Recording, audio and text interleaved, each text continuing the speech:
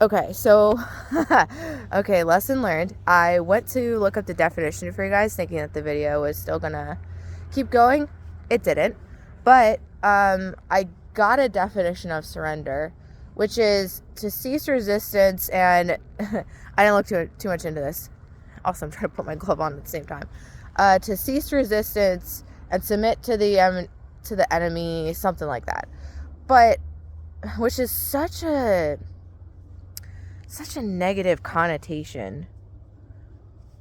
So what if we just took the piece cease resistance? To cease resistance is almost like the first step to letting go. Oh my god, these gloves. So how can we cease being resistant? And I think that gets easier when we accept and know that we're always continuously protected. I think it's... Look at this little feather. Of course. Look, that's a sign. Doesn't want to go away from me.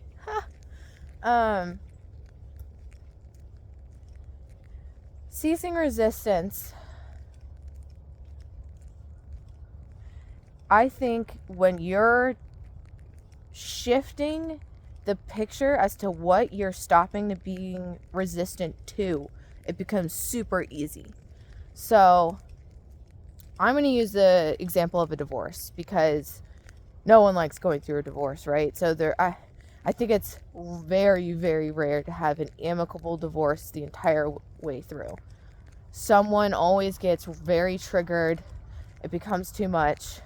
It's not what you want, even if it is amicable. Sometimes, you have to work through that. So let's say you're in a divorce and you had no control over it. It's what the other person wanted. It's a terrible situation that you're in, and this other person is not treating you well, and it's super stressful. When you think about surrendering, it never feels good because everything, when you look at it from that perspective, is against you and is not for you and is not healthy for you. The first step, I think, in surrendering and surrendering well, it's almost like lose and lose well if you lose. The first step is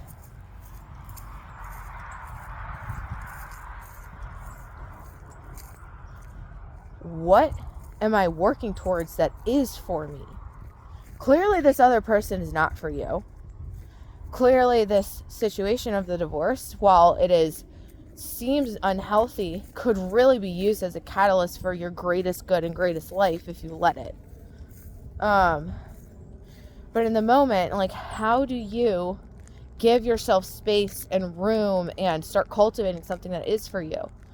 Well, you can't look at it with the same mentality of, I can't surrender because none of this is for me. It's almost like you have to go, okay, what is something that I would submit and surrender to that is for my good, that I can work towards? Let's say, to keep it easy, you decide, oh my God, my peace has been so shattered by this, and I don't have a moment's rest. That seems like a peace for yourself, rest for yourself. That seems like a very healthy thing to work towards. So if you set that as your marker, how easy would it be to then submit to that? The thing is when you shift where your mind is telling you to go and focus on to peace and to rest, you're going to have to surrender and release the attachments to what is actually going on with the divorce. Let's take it a step back. Relationship ends, right? I get now why there's some people who something ends, and while it's very difficult, they can kind of just keep going because they understand how to shift that perspective to something that is healthy and is good for them, and they can surrender to. I think we try and trick ourselves to surrendering to the wrong things. So that's the first step. Shift your mind to something that's healthy to surrender to. And then you're going to start to understand, ooh, I've never looked at it this way. A thought just came to my head. Then you need to establish boundaries around your surrender. Ooh, that is so big, guys. That is so big. When you think of surrender in movies, when you think of people talking about giving in, submitting, surrendering, what does that usually entail? It usually entails vulnerability and no protection. What are the boundaries around your surrender to this? What are the walls that are outside of yourself that are not resisting, that are not being in resistance to the surrender, but are protecting the space of the surrender and of you? That is so different, and that is crucial. Because remember, like I said, you are always protected through life. So the person who I go and do Reiki with, she told me, she goes, your energy is what protects you. And I understand what she means now. The more that you work on yourself and the stronger you get, the more clear about who you are and your foundation, your energy, there is a certain level that you are going to vibrate at and that you are going to exist at. That it's like, no matter what in life, it just can't be shaken anymore.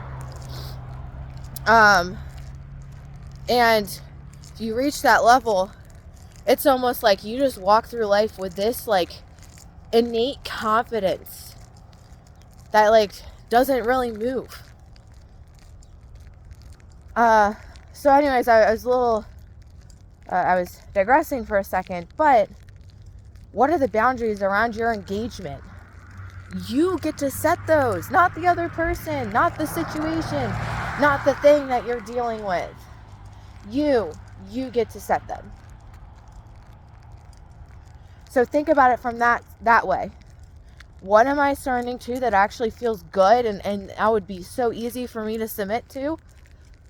Then what are the boundaries that I need to make around this space so that way there's nothing in between me and the surrendering? And then when you have all of that in place, I think movement will be a lot easier. But then the third step is kind of, you walk. You start taking steps, and for every movement, you're going to recognize that those strings that were like really pulling you underneath, that divorce, that relationship ending, that situation, are going to feel even stronger. Guess why? Because you're cutting them. You're sitting there and you're going, oh, there, okay, that's where the string's attached. Snip. Done. You literally go put your shoulder forward. Oh, wow, my shoulder's been held back. Oh, look, there's 3 more. Snip, snip, snip. Like, you have to be unapologetic about it. You have to be ruthless about it. You want to surrender to your peace and your rest. Nothing should be more important than that. Certainly not this situation that's eating you alive. Hopefully that made sense. Hopefully that's helpful to somebody. But I'm going to be thinking about surrender today. What am I surrendering to? Just talking to you guys about how when I was talking with my aunt, I was talking about this. I've had a psychological state my entire life. And to get to the next levels, I realized I have to think about things completely differently than how I've thought about them and seen them for my life. And it's exciting, but I was feeling like I was just kind of like trapped and confined and like if that's the case, then I needed to surrender to something. So what am I surrendering to, and how am I going to just move forward? But that's the message of the day. And now for the affirmations. Number 1, as always, I'm divinely guided and supported. I can ask for help whenever I need to. I humbly ask for help today. Number 2, I love myself deeply, fully, and completely. Number 3, miracles and blessings are a common occurrence throughout my day. I love to see them. Deeply desire more. Number 4, I'm healed and healthy, and I go through life as such. Number 5, sleep is my divine practice. Deep, refreshing, peaceful, healing, soul-refreshing sleep is available to me each and every day. I claim it today and every day. Number 6, I choose again. I choose better for myself. Number 7, joy abounds in my day. It overflows and it pours out onto everyone that I meet and interact with. Number 8, I'm not going to stress. Everything's being worked out for my ultimate good. It's already worked out. Number 9 for the day. I